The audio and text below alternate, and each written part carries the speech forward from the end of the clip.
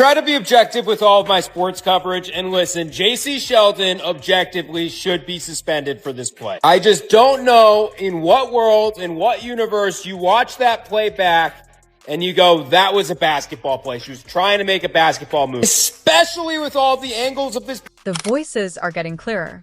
As the dissatisfaction reaches a breaking point, basketball fans everywhere are demanding justice.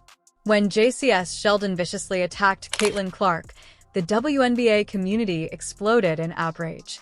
Additionally, they are making it clear that they want Sheldon to face harsh financial consequences for her reckless behavior, which may have ended the career of the biggest female basketball player.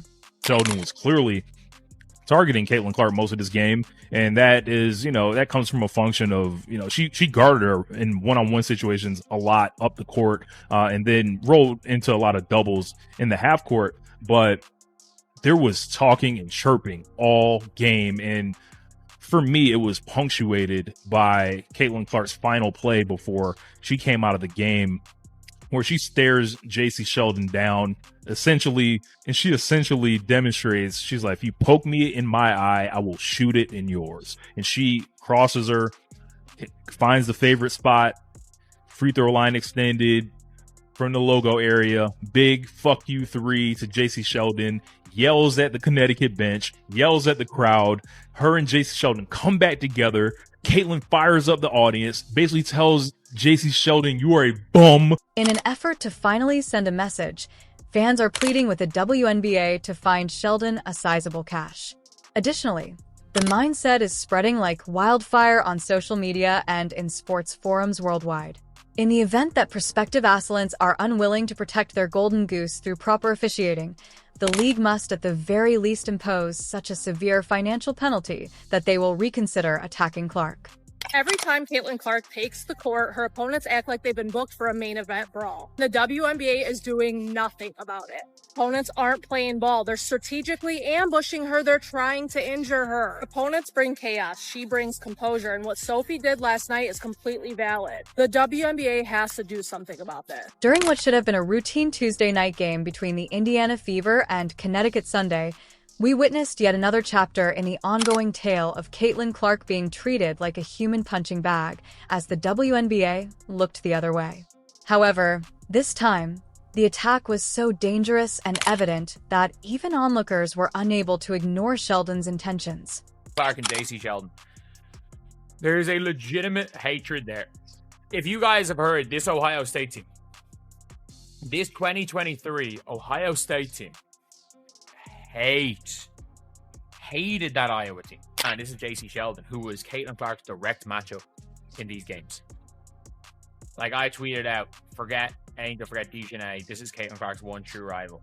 Jacy Sheldon deliberately poked Clark in the eye while he was playing defense, a move that could have had a major and long-lasting negative impact on the league's most valuable player.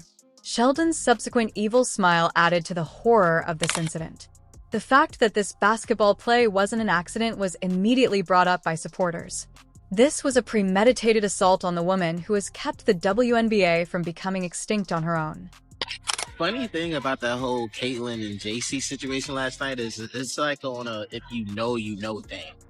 These two have been running a friendly fate on the court for like the last 4 years. They played in college, had great battles, so I'm not surprised last night happened. If you're enjoying yourself, kindly subscribe. Even more disturbing were the subsequent developments.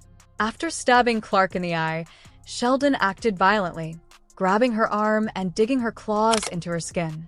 Clark was still flinching from the original hurt when the umpires neglected to call an additional foul.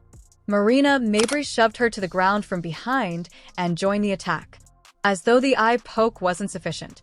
Oh, you know what? I'm just going to be me. I don't go in there trying to predetermine anything. I'm dialed in. I need to focus on hitting my shots, making sure I'm executing the schemes right. I'm not focused on the extracurricular activities. And you know what?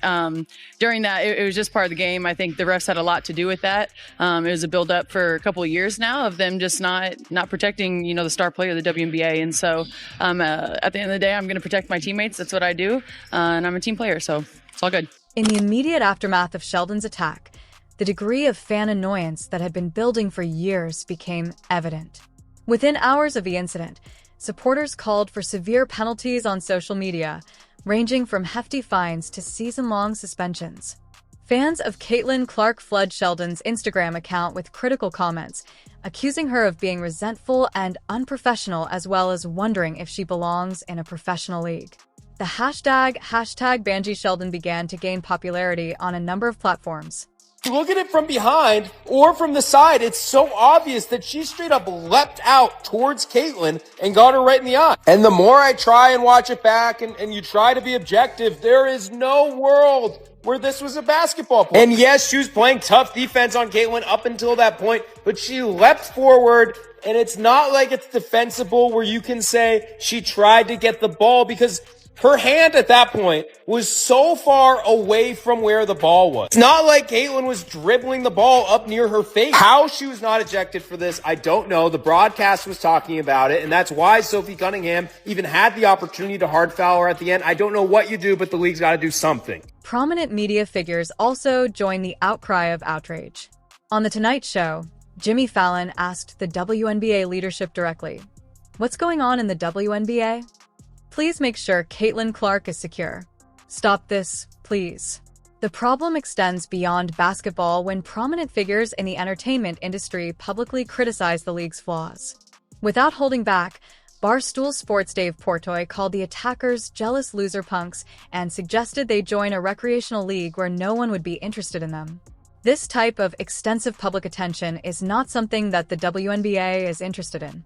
Negative publicity that emphasizes their persistent incapacity to protect their most valuable asset. How he'd stop the fighting, he thought they meant the WNBA. What is going on? Protect Caitlin Clark at all costs, please. Enough of this. Please. To understand why fans are demanding that Sheldon be given such a severe penalty, you must recognize the immense value that Caitlin Clark brings to the WNBA.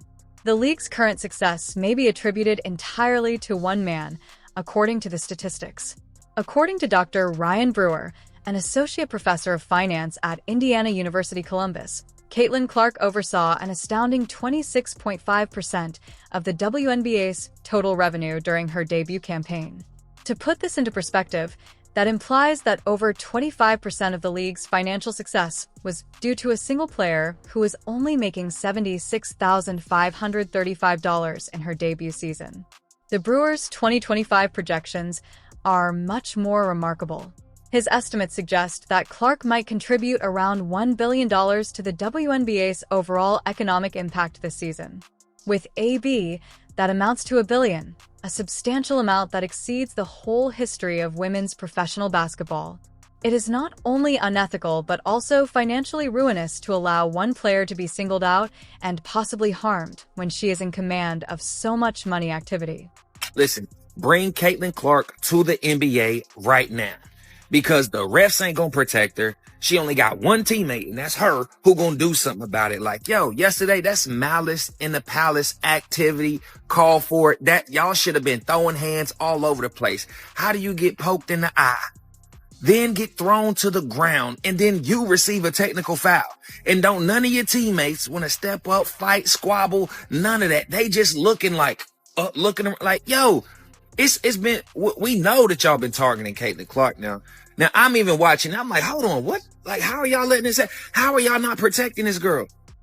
Now, she clearly is a superstar, right? But there's plenty superstars in the WNBA, and don't none of them get treated the way Caitlin Clark get treated. Now, y'all gonna mess up and ruin the whole numbers, your ratings, your sponsor, all that, if y'all don't have Caitlin Clark in y'all's league. So y'all better start acting right. I'm telling you. The WNBA has given a pathetic response to the Sheldon attack. Sheldon received a flagrant 1 foul, which carries an automatic fine of $2,000. Marina Maver's technical fault was raised to a flagrant 2, resulting in a $400 fine.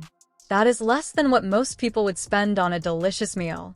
Sophie Cunningham, who finally stepped up to defend Clark, received 2 flagrant fouls during the game in addition to an additional unknown league fine. To put these penalties into perspective, it is a clear message. Attack Caitlin Clark and pay $200, but defend her and face many penalties. The system is completely out of date. The insufficient penalty is not the only thing that has supporters furious. They are forming an active coalition to demand reform. In a few days, hundreds of signatures have been collected for a number of petitions calling for more severe punishment. Everyone is in agreement. The current fine structure is completely insufficient given the nature of the offense. Social media campaigns have arisen with certain requirements. Fans are demanding fines of tens of thousands of dollars, arguing that a charge of less than a month's salary is not enough to act as a real deterrent. Some are even asking that Caitlin Clark be directly compensated for the persecution she has endured with a portion of any fine. This has been a very contentious 12 hours since the game. A lot of people on ESPN saying ridiculous things, like Monica McNutt saying she had no problem with Marina Mabry's foul. And I look at that in comparison to the Sophie Cunningham foul, which I have seen people say has no place in the league, unsportsmanlike, when that actually is a lot more sportsmanlike than the Marina Mabry one. Marina Mabry was completely disconnected from the play, had nothing to do with it. There was no play even going on when Marina Mabry did that. From a financial and safety perspective, the justification makes sense.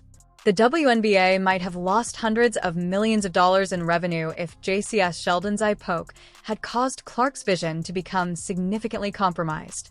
From a financial perspective, the WNBA's plan to protect Caitlin Clark is ridiculous. The biggest event in women's sports history is going to take place. When she performs, a player who has seen a rise in attendance, TV ratings, and retail sales is nonetheless picked out by other players with agendas and animosity. Teams can't sell seats without her, and television ratings have tripled. It would be prudent for the company to ensure her safety and prosperity by punishing those who target her with severe financial penalties. Consider this as entire cities reorganize their venues to accommodate the crowd she draws. The Indiana Fever's franchise value rose from $90 million to $340 million in a single year, primarily due to Clark's presence. That represents a $4 billion value increase that is attributable to a single individual.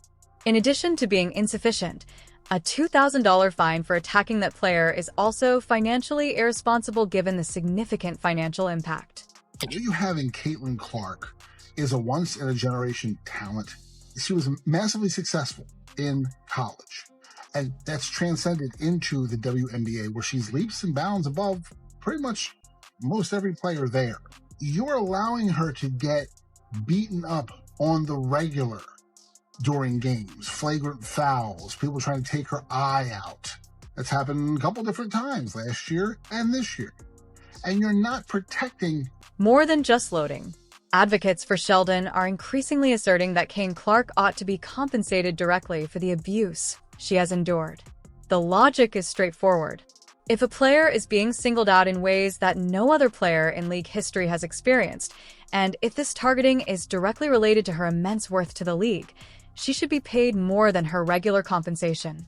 Bart's current earnings pale in contrast to her economic clout. This season, she is making $78,000 while giving the league over $1 billion in income. A return on investment like that would make any business leader happy. Nonetheless, the league allows attacks on their golden goose to go unpunished. Some supporters have proposed a protection bonus plan that would oblige any player who blatantly fouls Clark to give her a share of their earnings. Others argue that the NBA ought to compensate Clark more for his ongoing care, which goes far beyond normal basketball competition. It would be prudent and feasible from a financial perspective to create a system of protection and compensation specifically for Clark given her unmatched impact on the WNBA's financial performance.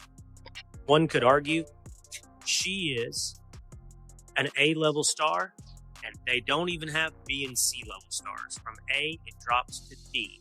She is the entire league, and they allow things like this to happen last night against the Connecticut Sun. Watch when Caitlin Clark is trying to create some space. It looked like she just got hit in the eye there. Ooh, and Marina Mabry, I missed that one going up. Oh, I missed that one too. Like, it wasn't just a hard foul accident. Like, there's nothing Caitlin Clark has done in response to this. So what's the point in bowing up into her face? And immediately, I don't think Caitlin's even extended her arm to push her away. Maybe the coaching is, hey, if you're physical with Caitlin Clark, it's one of the only ways to stop her. So, like, they're all encouraged to be really physically aggressive, but it's hard not to look at this and think there's animus towards her. You got to protect Caitlin Clark. She is the WNBA. If the WNBA were serious about protecting their billion-dollar investment, their fantastic structure would look very different. Real penalties would demand a significant amount of the players' annual earnings, but they could pay $200 in fines from their petty monies. To truly dissuade players like Sheldon from deliberately targeting Clark's eyes or other vulnerable areas, they would be fined at least $25,000. In light of the situation, that would be almost 10% of a typical WNBA salary, which would be a fairly severe penalty that would make players think twice before attacking repeat offenders or exceptionally terrible ones. Supporters are calling for automatic suspensions from many games and at least $50,000 in fines. The message needs to be clear. If you want to play in the WNBA, you respect and stand up for the players who have helped the league stay financially stable. In order to punish aggressors and compensate Clark for her exceptional targeting, supporters want her to receive larger fines.